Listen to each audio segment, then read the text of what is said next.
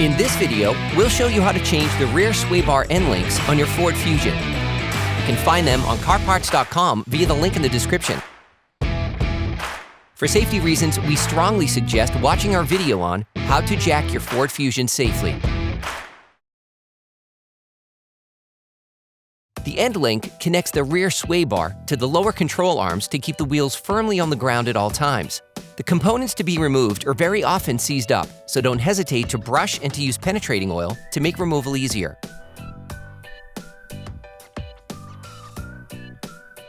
Using a 17mm wrench, a ratchet, and a 5mm Allen socket, unscrew the upper ball joint retaining nut on the sway bar end link. Finish unscrewing by hand.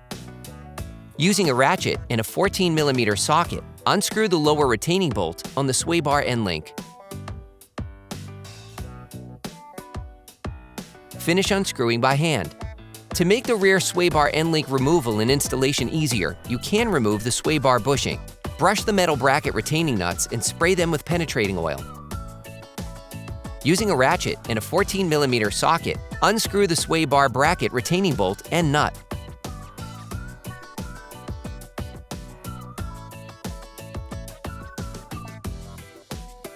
Then, remove the metal bracket.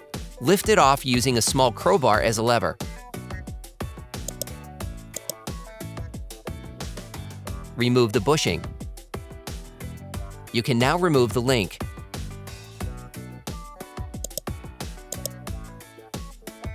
For great content, our best price, and fast shipping, download the CarParts.com app now. Brush and grease the location to facilitate the installation.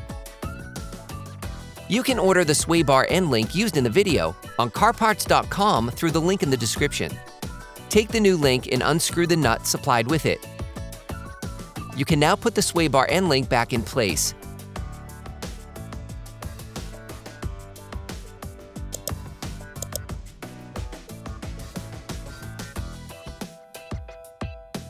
Use a flathead screwdriver to pry and align the end link bushing with the bolt insertion hole. Put the lower retaining bolt back in place. Screw the upper nut back on until it makes contact using a 14mm wrench. If the ball joint turns, use a ratchet and a 5mm Allen socket to block the rotation of the ball joint. Finish tightening using a torque wrench. Take the bushing. Install it in the sway bar. Put the metal bracket back in place. Then screw the metal bracket back on.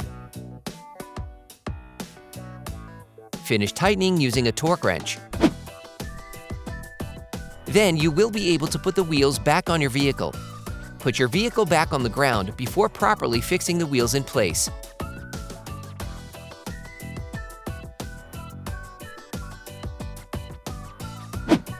Operation complete.